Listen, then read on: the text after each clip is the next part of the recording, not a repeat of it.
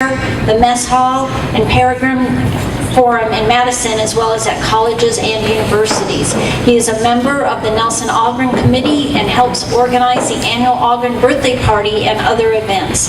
Hugh, where are you? Oh, hey. Thank you. Can people hear? Yes. Okay, great. Oh, thank you, Sue, for inviting me here. This is the first time I've been in this very charming town, which really does just walking the path with those wonderful Algren quotations. It gives me a much better sense of who Algren was in a very important part of his life. And the energy here is very, very nice and different from Wicker Park. And I could just see where some of his work comes from. Also, as Sue mentioned, I'm with the Nelson Algren Committee. It's now the Nelson Algren Committee of Chicago. I think they call it a retronym. It was not a phrase that was necessary a couple of years ago because there was only one Nelson Algren Committee, but now there are two, and I'm glad of it. So thanks for inviting me to participate in this unique and very worthwhile gathering. Sue's group has been instrumental in making the point that the real center of Algren's artistic and romantic life in his most creative period is not just Wicker Park, but rather a hypothetical point halfway between the neon wilderness of Milwaukee Avenue and the smokestacks of Gary. I wish Sue and her colleagues the best of luck in keeping the memory of Nelson and Simone alive in Miller Beach in Northwest Indiana, and also paying tribute to them in the most useful and valuable way by capturing their creative energy and moving your town forward by remembering the best of the past. Traditionally, that's the central role of art. It's an act of memory, of remembering heroes, honoring the gods, recalling wars and love affairs, the acts of courage and betrayal and genius and folly that form the society and continue to define its values. I'm a theater critic, among other things, and one thing I look for in every work I review is a sense of history, a backstory for characters, a plausible backstory, and context for the work as a whole, some connection between it and the larger world. Plays that have this quality pull us out of ourselves, whether they're tragic or comic or romantic or realistic. It's what makes them real. Scripts that lack this attribute are inert. They're just TV, revealing all too well the desperate need to sell that drives the commercial system, and it's the kind of work, that kind of work makes us feel like suckers. Nelson Algren is, among many other things, the great nostalgist of local letters, producing the effect of the past with the delicacy and concentration of an impressionist painter. James Joyce declared that his intention in Ulysses was to delineate a portrait of the Dublin of his youth, so vivid and precise that if the city ceased to exist, it could be reconstructed from the pages of his novel.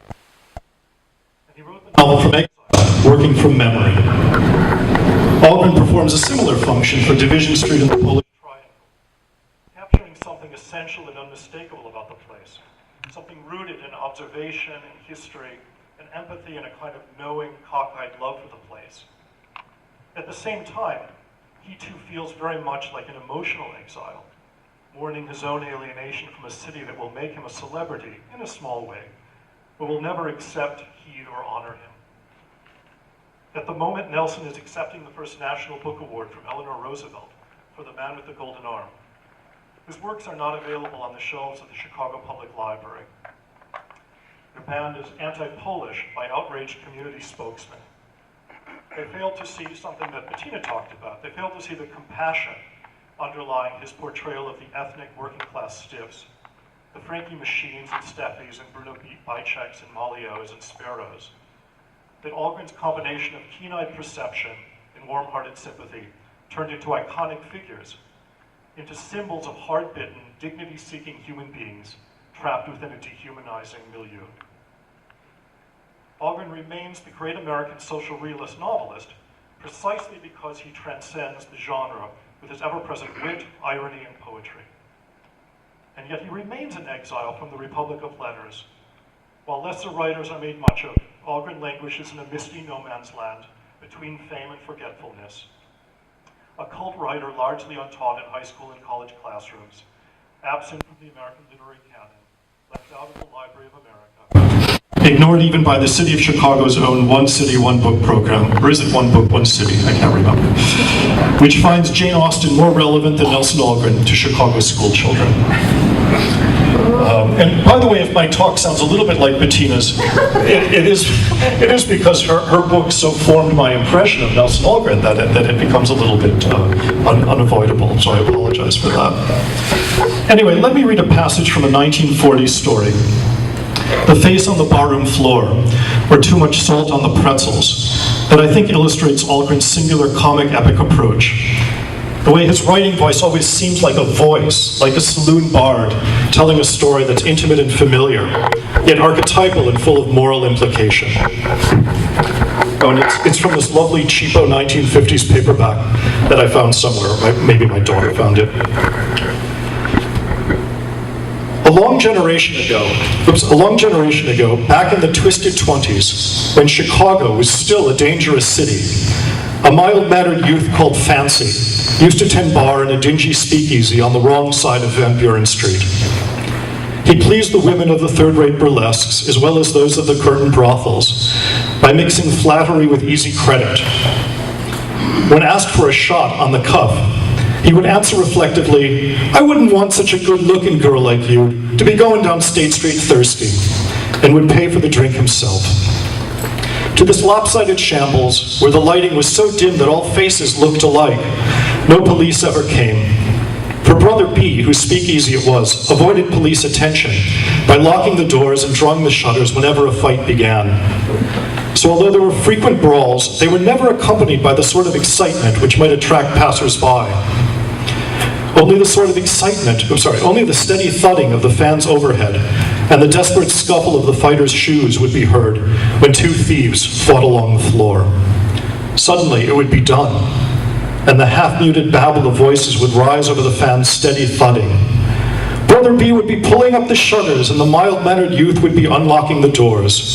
And everyone, victor and vanquished, would be having a shot on the house. The juke would begin again, and everyone would feel that something had at last been achieved that day.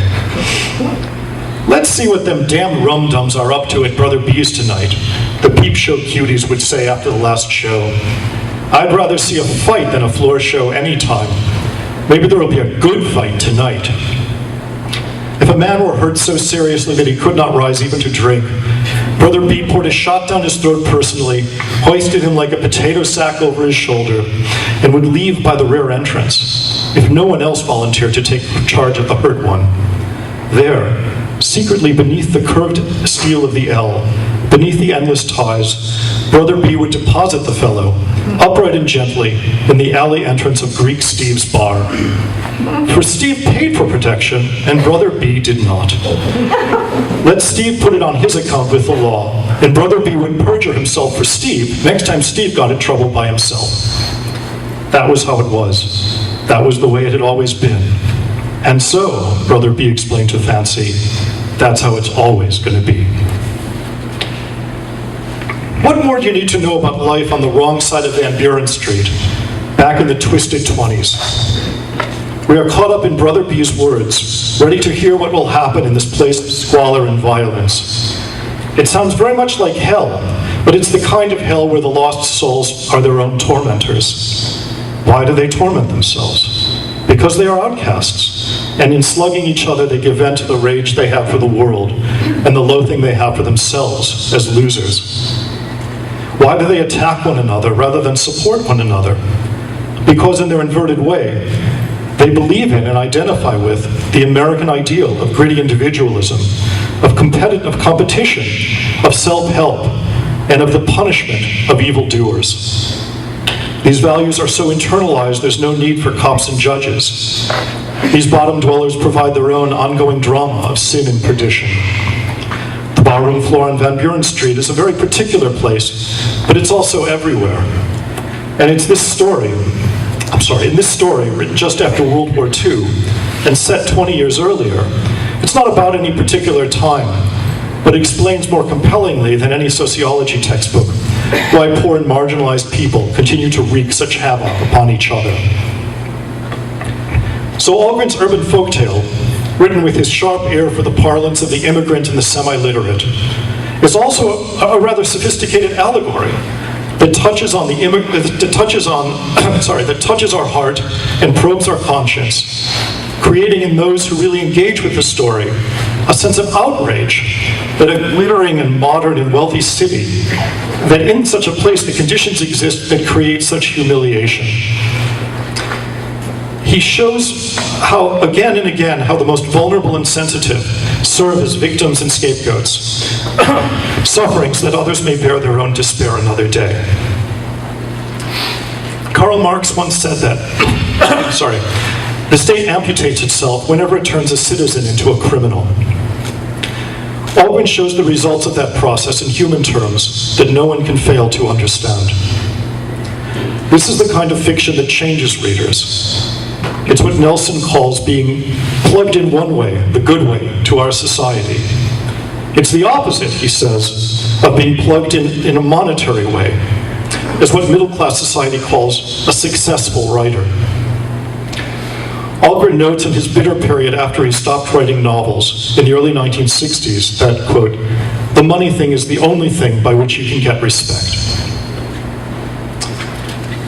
These are the words, of course, of an angry man, of a bitter man, and of a conflicted one, of a writer who seeks respect and status and readership and publicity and fame, but who rejects the way that esteem is expressed.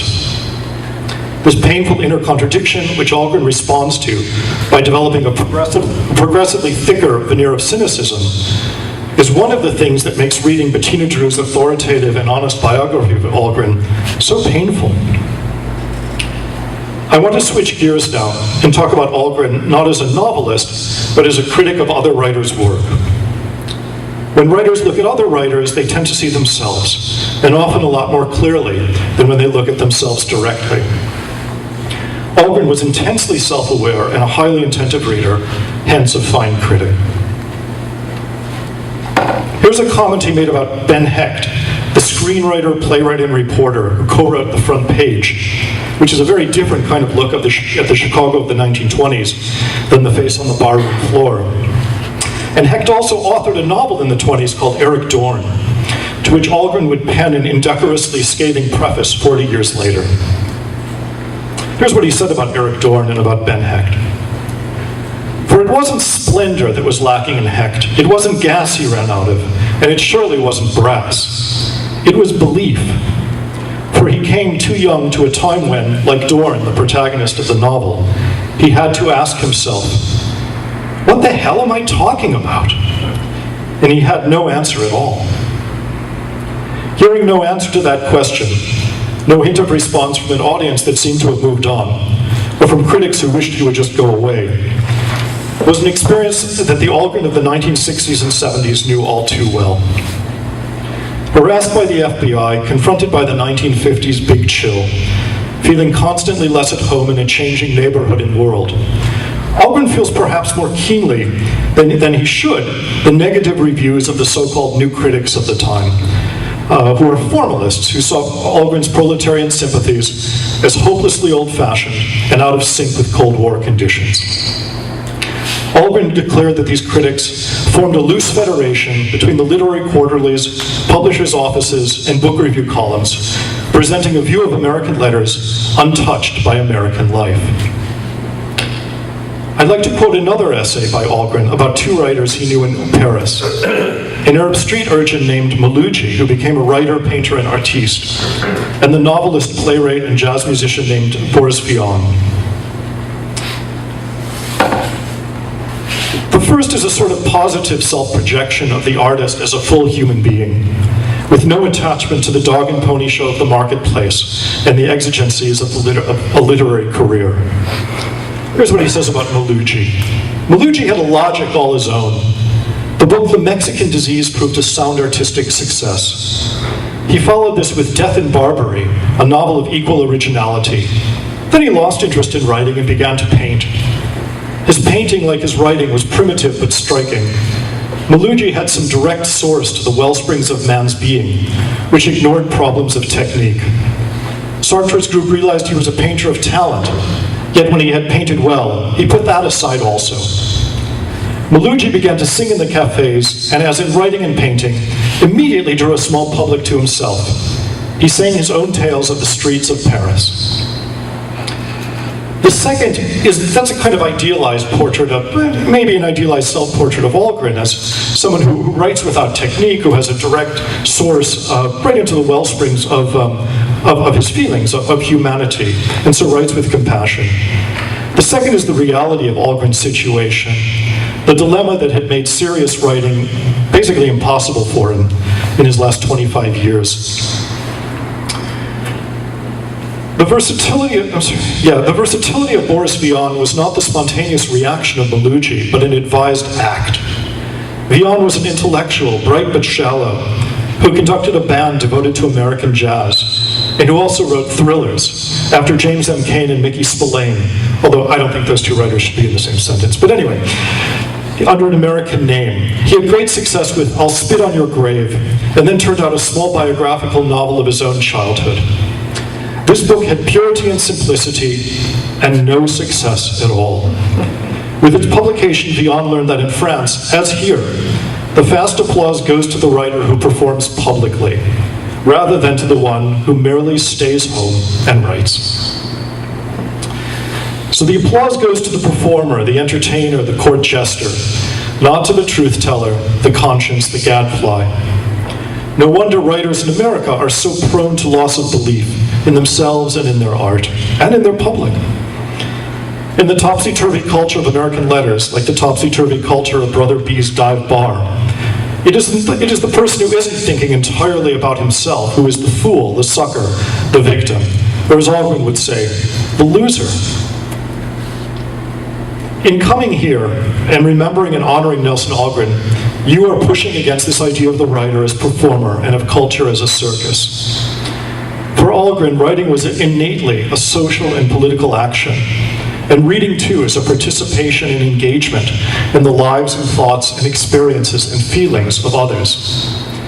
Literature can be an antidote to isolation and alienation, the twin maladies that for Algren characterized the post-war world.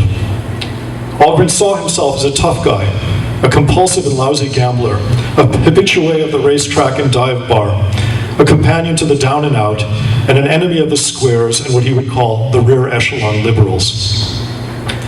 But reading a paragraph at random of Chicago City on the Mint, or any page of The Last Carousel, and you encounter the poetry and sensitivity underneath the armor, the melancholy that makes Algren sometimes seem more like Proust than James T. Farrell.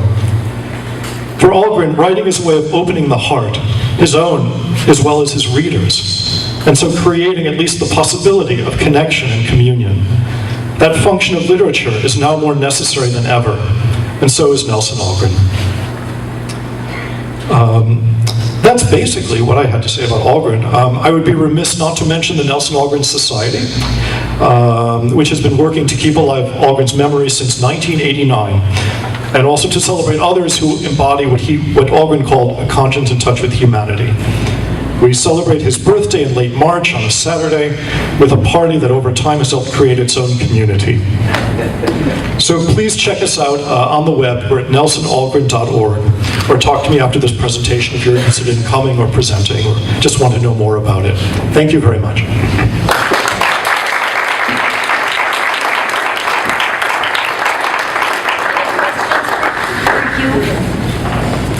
What year did Eleanor Roosevelt present Mr. Algren with the National Book Award? And did you say that was the first? It was the very first. I think was it 50 or was it 49? 49. It was 49, okay. Also, I'm wondering, Indiana University, Purdue University, Indianapolis has had an ongoing festival and conference for Kurt Vonnegut. You know, have y'all approached maybe U of I, Chicago, or even Northwestern to do any collaborative work, or you know, I just. Well,